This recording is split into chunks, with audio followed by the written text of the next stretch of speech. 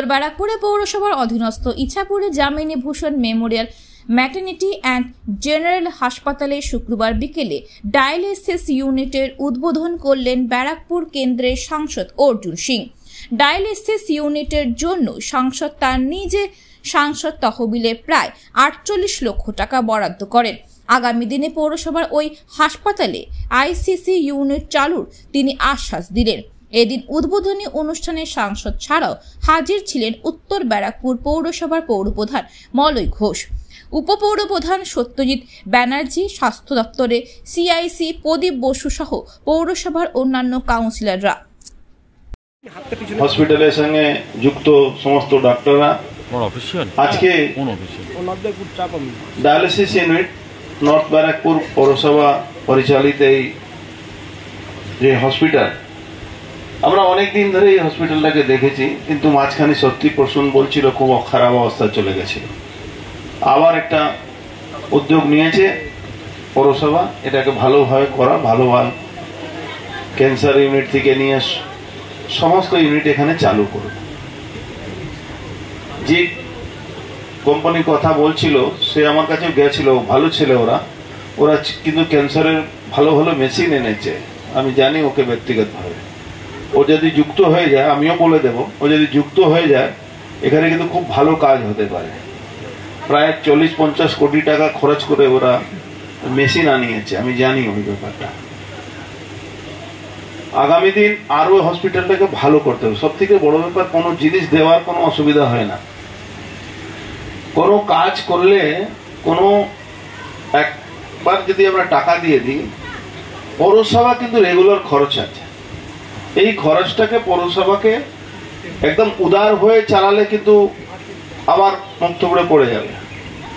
এটা কিন্তু সবসময় মাথা রাখতে হবে, কমার্শিয়ালাইজ করতে হবে কিন্তু সাবসিডাইজ করে। এটা না করলে কিন্তু চালাতে পারবেন না। এর জন্যে এটা খুব ব্যালেন্স, মানে ফাইন্যান্সটাকে ব্যালেন্স না করলে অসুবিধা হবে। ইতিমধ্যে আপনাকে বলছি, একটা আমি প্রপোজাল দিয়েছি। আমাদের ক্যান্টনমেন্ট বোর্ড আপনাদেরই বোর্ডের একজন কাউন্সিলর রবীন্দ্র, ওর একটু ক্যান্টনমেন্ট প্রেম ভালো অনেক বেশি আছে। ও আমার থেকে একটা আইসিইউ অ্যাম্বুলেন্স নিয়েছিল, কিন্তু চালাতে পারছে না। আমি চেয়ারম্যান সাহেবকে বলেছি, চেয়ারম্যান সাহেব বলেছে হ্যাঁ ঠিক আছে, আমি সিওকে বলে দেবো ওই অ্যাম্বুলেন্সটাকে আপনারা একদম আইসিইউ নতুন অ্যাম্বুলেন্স 35 লাখ টাকা খরচ করে আনা হয়েছে। আপনাদের আইসিইউ ইউনিট কেন, আরো ভালোভাবে চালান, আরো কিছু করুন, আমরা অসুবিধা হবে না, ফাইন্যান্স প্রবলেম হবে না। এটা আমি দায়িত্ব নিয়ে বলছি, কিন্তু এটা রেগুলার খরচ আছে। আমার বলার আগে চেয়ারম্যান সাহেব একটা কথা বললেন, আমার খুব ভালো লাগলো, না আমি একটা কমপ্লেন প্রকাশ্যেই করতাম আপনাদের।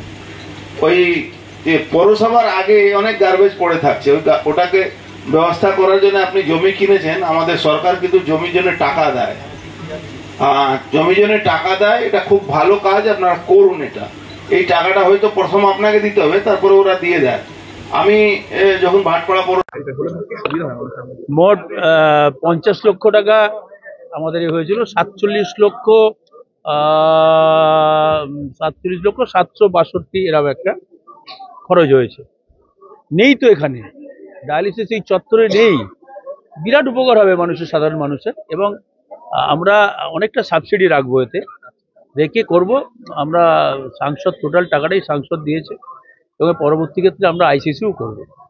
আমাদের হসপিটালটা, উত্তর ব্যারাকপুর পৌরসভা হসপিটালটা কমপ্লিট হসপিটাল, তো এখানে আমাদের সব রকম ডাক্তার আছে। এখানে গাইনি আছে, মেডিসিনের ডাক্তার আছে, হার্টের ডাক্তার আছে, ইউরোলজিস্ট আছে, অর্থোপেডিক্স আছে, বিভিন্ন রকম ডাক্তার আছে। আমাদের 2টো ওটি আছে, নিজস্ব ল্যাবরেটরি আছে, এবং আমরা আগামী দিনে আইসিসিউ করে আরও কলেবরকে বৃদ্ধি করব।